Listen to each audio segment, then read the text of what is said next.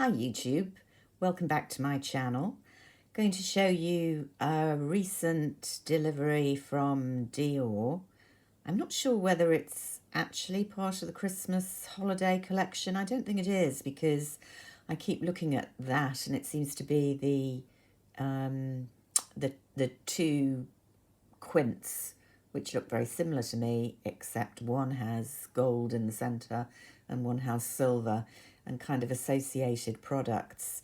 This one hit the site a few days before those quints here in the UK, and I'd actually watched a video about the larger of these multi-palettes and decided to go for this one instead. So instead of keeping you all in suspense, let's unpack the box. It's not a true unpacking because I had a little peek yesterday when it arrived in the box with the gold lid. So I don't know, that probably is the holiday packaging. You can see behind I've put up a older box with the navy blue Dior, which I had some makeup delivered in the summer. So maybe it is part of the holiday collection. They've just released it piecemeal, who knows.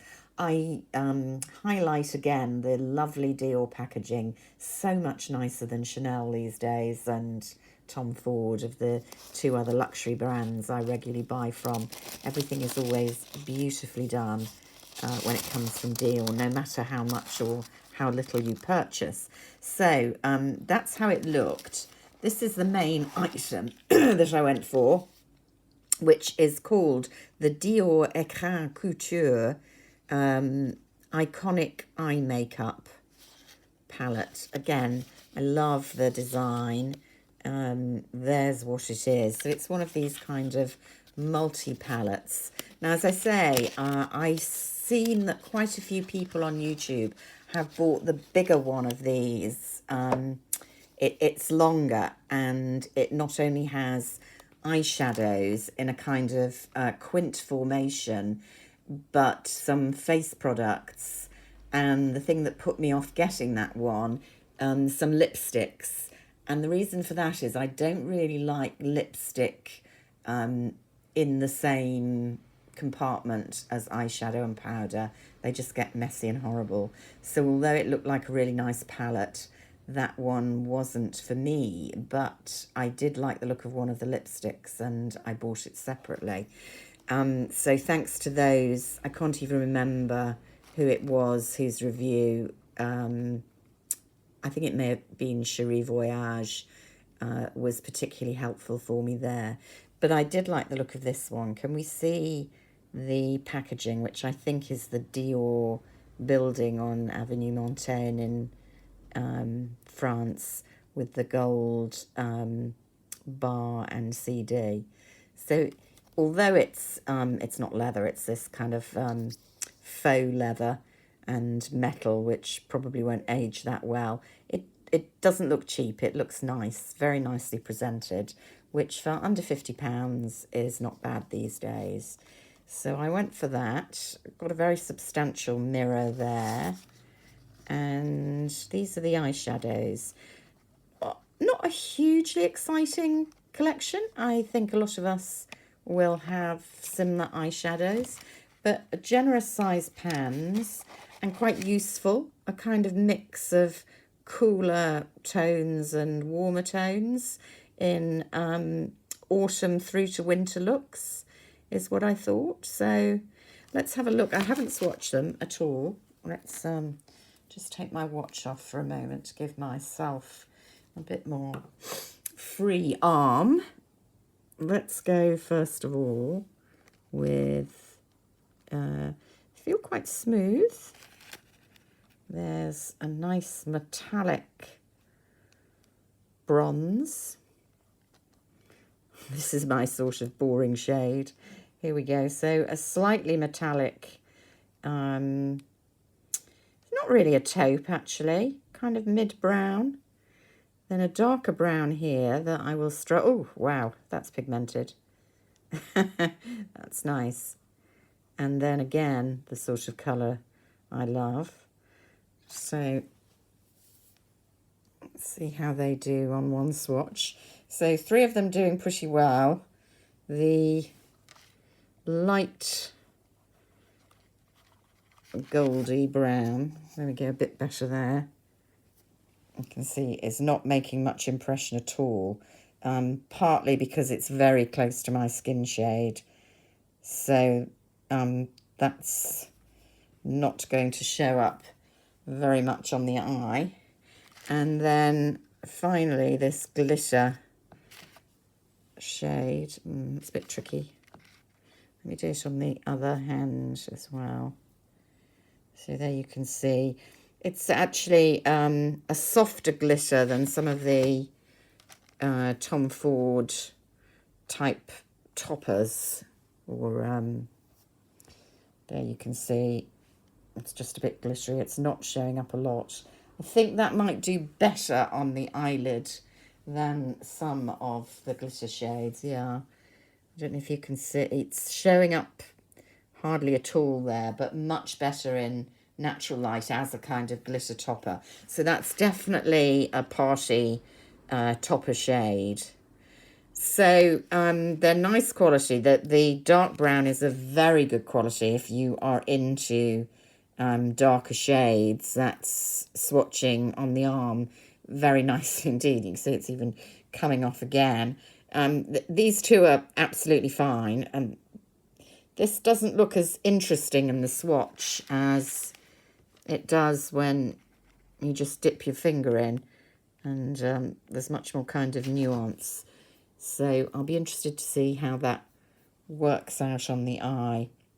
I am, of course, in very poor natural light, boosted by some electricity here. So that's a bit of the problem with showing the swatches.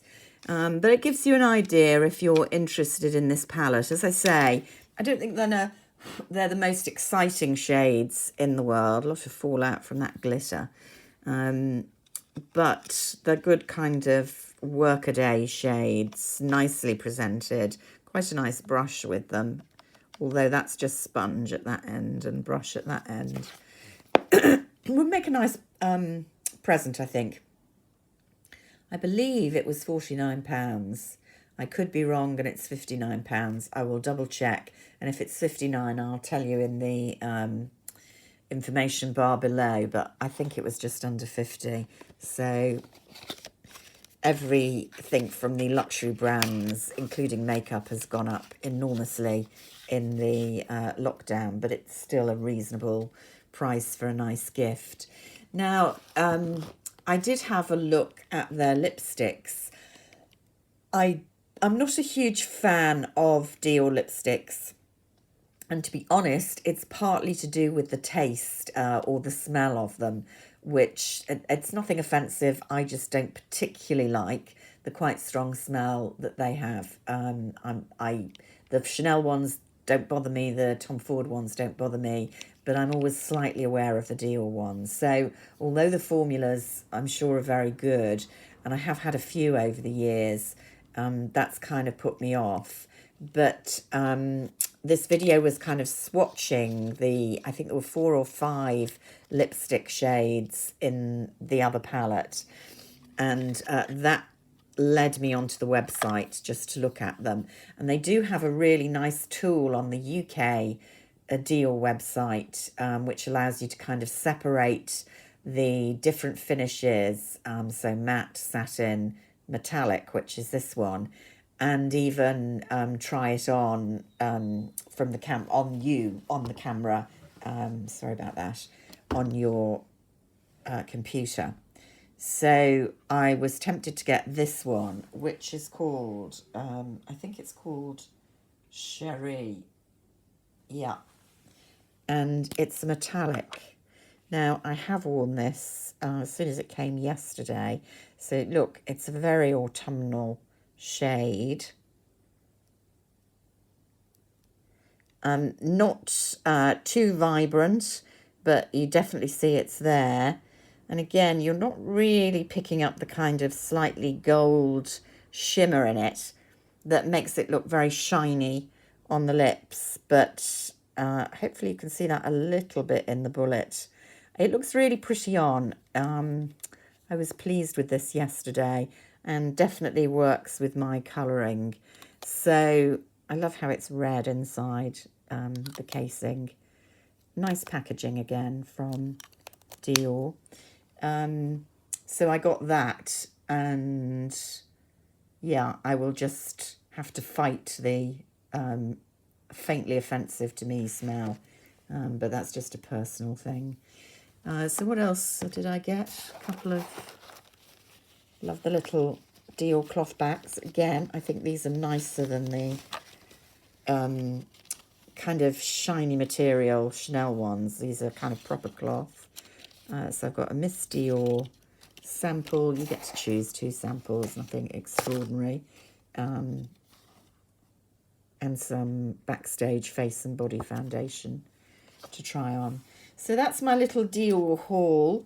If any of you are interested in that palette. I don't think I will get any more of the holiday collection from Dior. The palettes do look nice.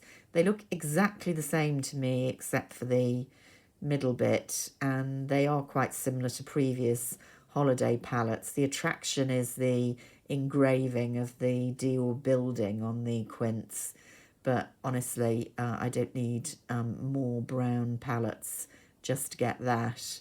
There are 2 nice nail varnishes in the kind of pretty round bauble packaging that we get at Christmas.